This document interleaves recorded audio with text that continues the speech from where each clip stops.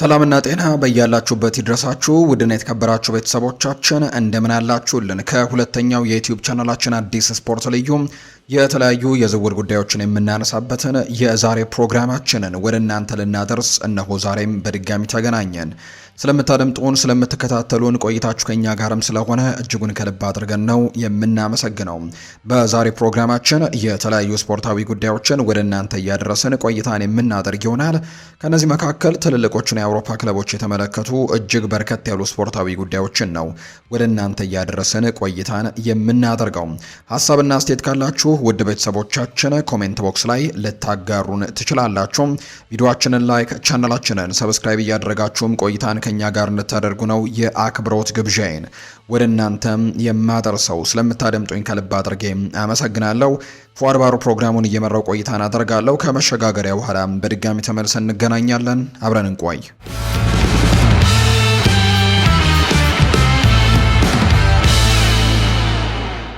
ወደ ቀዳሚው መረጃችን እናምራ።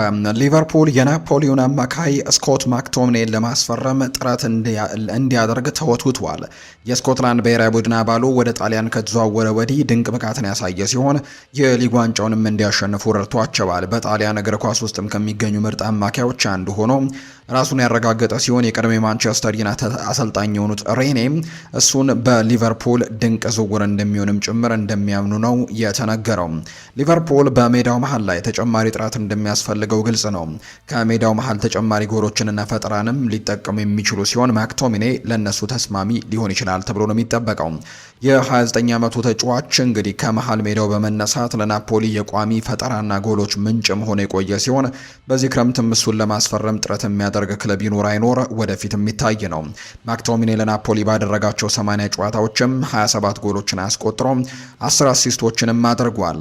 ይህ ሰው በዴይሊ ሜል ላይ በወጣው መረጃ መሰረትም ስኮት ማክቶሚኔ የጄራርድ አይነትም ብቃት ያለውና ሊቨርፑል ሙሉ በሙሉ የሚስማማ ነው። እሱ ጎሎችን ሊያስቆጥርል ከሚችሉ አማካዮች መካከል አንደኛው አድርጌ ቆጥሯለውና ሊቨርፑል ቢያስፈርመው ሲልም ነው ሐሳቡን የተናገረው። የቀድሞ የማንቸስተር ዩናይትድ አማካይ በናፖሊ በጥሩ ሁኔታ የተረጋገጠና ለነሱም ደግሞ ቁልፍ ተጫዋች ነው። እሱን በቀላሉ ማጣት በጭራሽ አይፈልጉም።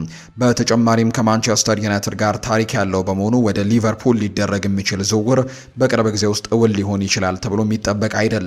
ተቀናቃኝነቱ ስላለ ሊቨርፑል ከሜዳው መሃል ላይ ተጨማሪ ጎሎችንና ፈጠራን ለመጨመር መፈለግ ያለበት ሲሆን በፊተኛው የሜዳ ክፍል ላይም ተጨማሪ ተጫዋቾች ያስፈልጉታል ብሏል። ይሄ ሰው አዲሱ የውድድር ዘመን ሊጀመርም እየተቃረበ ይገኛል። ሊቨርፑል በስብስቡ ላይ ያሉ ክፍተቶችን ደፍኖ በሚቀጥለው የውድድር ዘመን በጠንካራ ሁኔታ መመለስ ይችላል አይችልም የሚለው ወደፊት ይታያል። ባለፈው ዓመት እንደ በፊቱ ደረጃቸው የሚያሳዝን ውድድር ዘመን እናሳለፉ ሲሆን ደጋፊዎችም በዚህ ጊዜ ጠንካራ ምላሽ ይኖራል ብለው እንደሚጠብቁ ነው የመረጃ ምንጩ የተናገረው። ኢታን ንዋኔሪ በዚህ ክረምት ከአርሰናል የመልቀቅ ጭምጭምታዎች ጋር ስሙ እየተነሳ ነው።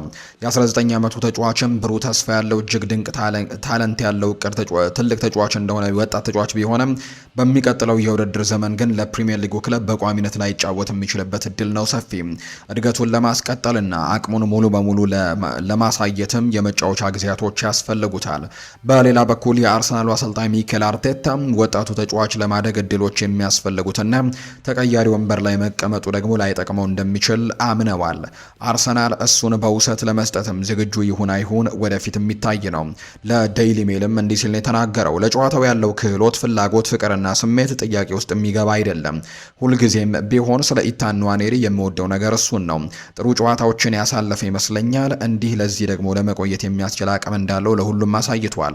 በክለቡ እንዲቆይ ይፈልጋለሁ፣ ነገር ግን በመካከለኛና በረጅም ጊዜ ውስጥ ለተጫዋቹም ቢሆን የሚበጀውን ማሰብ አለበት። ኢታን ንዋኔሪ እግር ኳስን መጫወት ይኖርበታል። እዚህ የሚቆይ ከሆነ እነዚያን ደቂቃዎች ማግኘትም እንደሚችል ዋስትና መስጠት ስለምንችል ነው። ካልሆነ ግን ለማንኛውም ሰው ጥሩ የሚሆን ነገር አይመስለኝም ሲል ይናገራል። ቋሚ ስንብቱን ያጸድቁታል ተብሎ አይጠበቅም። እሱ በክለብ ውስጥ ተስፋ ያለው ባለክህሎት ተጫዋች ቢሆንም በትክክለኛው አሰልጣኝና መመሪያ ወደ አስፈላጊው የዋና ቡድን ተጫዋችም ሊያድግ ይችላል ተብሎ የሚታመን ነው። በቅርብ ሳምንታት ውስጥ ከበርካታ ክለቦች ጋር ስሙ ተያይዞ የነበረ ሲሆን የት እንደሚያበቃም የሚታይ ይሆናል። ኢታን ንዋኔሪ ባለፈው የውድድር ዘመን በውሰት በማርሴይ የነበረ ሲሆን እድሎችን ለማግኘትም ተቸግሮ ነበር። አርሰናል በቋሚነት መጫወት እንዲችልና ጠቃሚ የዋና ቡድን ልምድን እንዲያገኝም ለሱ ተስማሚ የሆነ ክለብን መፈለግ ይኖርበታል። አርቴታ ከፍተኛ ግምት እንደሚሰጠው ግልጽ ነው። ነገር ግን ኢታን ንዋኔሪ በአርሰናል ስብስብ ውስጥም በቋሚነት ለመጀመር ገና ዝግጁ አይደለም። የውሰት ዝውውር ለሁሉም ወገኖች ተስማሚ የሚሆን ሲሆን እንደ ተጫዋችም እንዲሻሻል ያስችለዋል ተብሎ ነው የሚጠበቀው። ጋብሪኤል ማርቲኔሊ ጋላታሳራይን የመቀላቀል እድሉን ውድቅ ማድረጉ የተነገረ ሲሆን የወኪሎቹ ደግሞ አካል የሆነው ብራዚላዊው የመስመሩ አጥቂ በእግር ኳስ ሕይወቱ በዚህ ደረጃ ወደ ቱርክ የመዘወር ፍላጎት እንደሌለው ለአርሰናል አሳውቋቸዋል። ይሄ አዲስ ሁኔታ የመጣው የቱርኩ ሻምፒየን ለ25 ዓመቱ ተጫዋችም የ45 ሚሊዮን ዩሮ ወይም 38.4 ሚሊዮን ፓውንድ ጥያቄን ማቅረቡን ዘ አትሌቲክ ባደረገው መረጃ ላይ ከተነገረ በኋላ ነው። ጋላታሳራይ ማርቲኔሊን ከዋና ኢላማዎቹ አንዱ ያደረገው ሲሆን ለአርሰናልም ይፋዊ የ45 ሚሊዮን ዩሮ ጥያቄዎችን አቅርቦ ነበር። ሆኖም ግን የተጫዋቹ ወገኖች አቋማቸውን ግልጽ አድርገዋል። ማርቲኔሊ በአሁኑ ወቅትም ጋላታሳራይን የመቀላቀል ፍላጎት የለውም ተብሏል። ብራዚላዊው ከአርሰናል ጋር እስከ 2027 የሚያቆየውን ኮንትራት ያለው ሲሆን አርሰናሎች የስምምነቱን ጊዜም እስከ 2028 የማራዘም አማራጭ በእጃቸው ላይ ነው የሚገኘው። የጋላታሳራይ ጥያቄ ለአርሰናል ትልቅ የገንዘብ እድልን ደግሞ የሚወክል ቢሆንም የማርቲኔሊ አቋም ግን የፕሪሚየር ሊጉን ክለብ ያለ ተጫዋችም ስምምነት ዝውውሩን በቀላሉ ማጽደቅ እንደማይችልም ያደረጋቸዋል። ማርቲኔሊ ጋላታሳራይን ለመቀላቀል ፈቃደኛ ባይሆንም አርሰናል ግን ይህን አጋጣሚ ከተፈጠረ የመስመር ተጫዋቹን ለመሸጥ ዝግጁ እንደሆነ እየተዘገበ ነው። ዋናው ወሳኝ ሁኔታ የተጫዋቹ ምርጫና የሚፈልገው ክለብ እንደሆነ ነው የሚነገረው። ማርቲኔሊ ከኤምሬትስ ስቴዲየም ለመውጣት በጽኑ እየገፋ ባይሆንም ሌላ ትልቅ የአውሮፓ ሊግ ክለብን ጥያቄ ካቀረበለት ግን ዝውውሩን እንደሚያስብበት ነው የተነገረው። ይህ ደግሞ የዝውውር መስኮቱ ወደ መጠናቀቁ በተቃረበበት በዚህ ሰዓትም አርሰናል አስደናቂ ሁኔታ ውስጥም ይከተዋል። አርሰናሎች ሊያንድሮ ትሮሳርድን ለቤሽክታሽ የሸጡ ሲሆን ክሪስቶስ ዞሊስን ያስፈረመው በመሆኑ ማርቲኔሊን ማጣት ለሁሉም የአርቴታ የማጥቃት ክፍሎች ላይ ክፍተትን ይፈጥራል። አርሰናሎች የፊተኛው የሜዳ ክፍል ላይ ለማጠናከር አሁንም ትልቅ የማጥናት አማራጮችን ለማስፈረምም ጽኑ ፍላጎት ላይ ነው የሚገኙት። በዚህ የውድድር ዘመንም በዚህ የዝውውር መስኮትም ጥረቱ በርካታ ከፍተኛ መሰናክሎች ገጥመውታል። አርሰናሎች ኢላማቸው የነበረው ሞርጋን ሮጀርስ ወደ ቸልሲ ለመዘዋወር መወሰኑ ይታወሳል። በተጨማሪም አርሰናል ለሪያል ማድሪዱ ሱፐርስታር ቪኒሲዮስ ጁኒየርም ከፍተኛ ጥያቄዎችን አቅርበው የነበረ ቢሆንም ብራዚላዊው አጥቂ ግን ጥያቄውን ውድቅ በማድረግ የወደፊት ቆይታውን በስፔኑ ክለብ እንዲሆን አድርጓል። ተስፋ ያልቆረጡት አርሰናሎች በገበያው ላይ ሌሎች አማራጮችን ማሰስ የቀጠሉ ሲሆን ሊቨርፑል ብራድሌይ ባርኮላን ለማስፈረምም የሚያደርገውን ጥረት ለመጥለፍም እቅድ እንዳላቸው ጭምር ነው የተነገረው። ሊያንድሮ ትሮሳርድን የሸጡ ሲሆን ጋብሪኤል ሄሱስንም የመልቀቅ ዕድል ያለው በመሆኑ አርሰናሎች በዝውውር መስኮቱ ከመዘጋቱ በፊትም አንድ አጥቂ ለማስፈረምም ይሞክራሉ ተብሎ እንደሚጠበቅ ነው የተነገረው። ክሪስቲያን ሮሜሮ ወደ አትሌቲኮ ማድሪድ ካደረገው ዝውውር በኋላ በሰሜን ለንደን ካሳለፋቸው 5 የማይረሱ የውድድር ዘመናቶች በኋላ ለቶተንሃምና ለደጋፊዎቹ ስሜታዊ የስንብት መልእክትን በመላክ ዝምታውን ሰብሯል። አርጀንቲናዊው ተከላካይ ቶተንሃም በግምት 40 ሚሊዮን ዩሮ በሚደርስ የዝውውር ሂሳብም ከአትሌቲኮ ማድሪድ ጋር መርሆች ላይ የተመሰረተ ስምምነት ላይ ከደረሰ በኋላ ስፐርስን ለቆ መውጣቱ የሚታወስ ጉዳይ ነው። አርጀንቲናዊው ተከላካይ ቶተንሃምን ከለቀቀ በኋላ ሮሜሮ ከክለቡ ና ከደጋፊዎቹ ጋር ለተላከው ልብ የሚነካ መልእክትም ጎን ለጎን በቶተንሃም የነበረውን ቆይታ የሚያሳዩ የቪዲዮ ምስሎችንም በማጋራት ከክለቡ መልቀቁን በማህበራዊ ሚዲያ ላይ አናውንስ አድርጓል። የዓለም ዋንጫ አሸናፊው የሰሜን ለንደን ላይ ባሳለፋቸው 5 ዓመታት ውስጥም ቶተንሃም ለሱና ለቤተሰቡ ምን ያክል ትልቅ ትርጉም እንደነበረው አሳይቷል።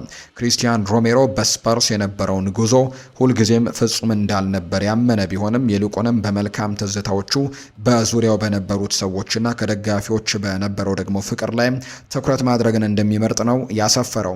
እንዲሁም ቶተንሃም በመጨረሻም ለረጅም ጊዜ ቆየውን የዋንጫ ጥምን ለማርካትም በሚያደርገው ጥረት ላይ ለማገዝም የነበረውን ቁርጠኝነት ጎላ አድርጎም ገልጿል። መልእክቱ ለቶተንሃም ደጋፊዎች ላደረጉለት ፍቅር ምስጋና በማቅረብና የልቡ አካል ሁልጊዜም በክለብ ውስጥ እንደሚቀርም ለማረጋገጥ በስሜታዊነት አጠናቋል። ዛሬም ለ5 የውድድር ዘመናት ከክለብ በላይ ለነበረኝ ቦታ ስንብቴን አገልጻለሁ። እዚህ ቤቴ ነበር፣ ፈተናዬና እኔን ቤተሰቤን የህይወቴ በህይወቴ በጣም አስፈላጊው ክፍል የገነባንበት ቦታ ነበር ሲልም ነው ለደጋፊዎቹ መልእክት ያደረሰው። ስደርስ ግልጽ የሆነ ህልም ነበረኝ፣ ስሜን በዚሁ ክለብ ታሪክ ውስጥ ማስቀረት። ብቸኛው መንገድ በትክክለኛው ስራ በመስዋዕትነትና ለረጅም ጊዜ በጣም አስቸጋሪ መስል የነበረውን ነገር ማሳካት መሆኑን አውቅ ነበር። እንደገና ዋንጫ ማንሳት እናም አድርገነዋል ብሏል። ጉዞ ፍጹም አልነበረም፣ ነገር ግን ያስንበቴ ግን እንዲገልጸው አልፈልግም።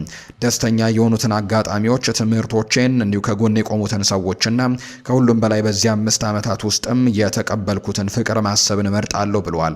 በዚህ ጉዞዬ ላይ አብረውኝ ለነበሩ በክለብ ውስጥ ላሉ አካላትም ሁሉ ምስጋናን አቀርባለሁ ብሏል። አሰልጣኞች፣ የቡድን አምበሎች፣ እንዲሁ አመራሮች፣ ስታፎችና ከትዕይንቱ በስተጀርባ የሚሰሩ ሰዎች ሁሉ የእኔ ታሪክ አካል ናችሁ፣ በልቤ ውስጥም ቦታ አላችሁ ሲል ነው የተናገረው።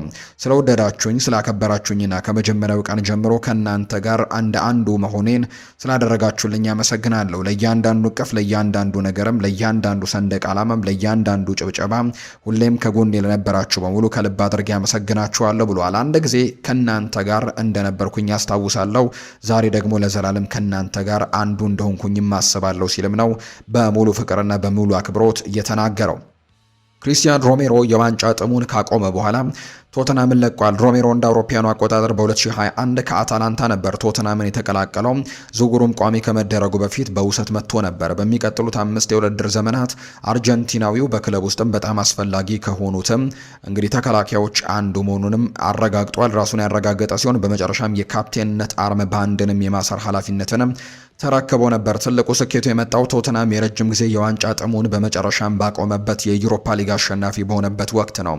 ሮሜሮ በዚያ ጉዞ ውስጥም ቁልፍ ሚናን የተጫወተ ሲሆን ኃይለኛ የመከላከል ብቃቱንም ከተለመደው ጥንካሬና አካላዊ ፍልሚያው ጋርም አዋህዶ አሳይቷል።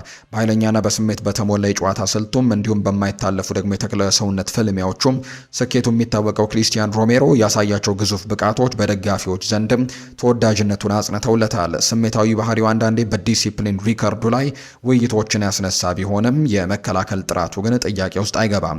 አሁንም ቢሆን በስፔን የዲየጎ ሲሞኔ ስብስብን ለመቀላቀል የተዘጋጀው ክሪስቲያን ሮሜሮ ግቡን አሳክቶና በቶተናም ታሪክ ውስጥም ይህን ነገር አስፍሮ ይለያያል ተብሎ የሚታሰበው የ28 ዓመቱ ተጫዋች በዘመናዊ ዘመንም ከክለቡ በጣም ተጽዕኖ ፈጣሪ ተከላካዮች አንዱ ሆኖ ራሱን በጽኑ ካረጋገጠ በኋላ ቶተናምን ለቋል። ምንም እንኳን ከክለቡ አመራሮች ጋር ያለው ግንኙነት በተለይም በስፐርስ ደካማ ጊዜያት አንዳንድ የተወሳሰበ ቢሆንም በሜዳ ላይ ያለው ቁርጠኝነት ግን አጠራጣሪ አልነበረም። አሁንም ቢሆን ሮሜሮ በስፔን እግር ኳስ አዲስ ፈተናን ለመውሰድም በዲየጎ ሲሞኔ ስር በአትሌቲኮ ማድሪድ አዲስ ምዕራፍን ይጀምራል። ለቶትናም የሱ መውጣት በመከላከል ክፍላቸው ላይ የአንድ አስፈላጊ ዘመን ማብቃትን የሚያመለክት ሲሆን ክለቡ ግን በዣን ፖል ቫን ሄክ እና በማርኮስ ሴንሲ መምጣትም ቦታውን ለማጠናከር ቀጣይ እርምጃ መውሰዱ የሚታወስ ጉዳይ ነውና አሰልጣኝ ሮቤርቶ ዲ ዘርቤም ቡድናቸውን በሌሎች ተከላካዮች ማጠናከራቸው ነው ይፋ የተደረገው።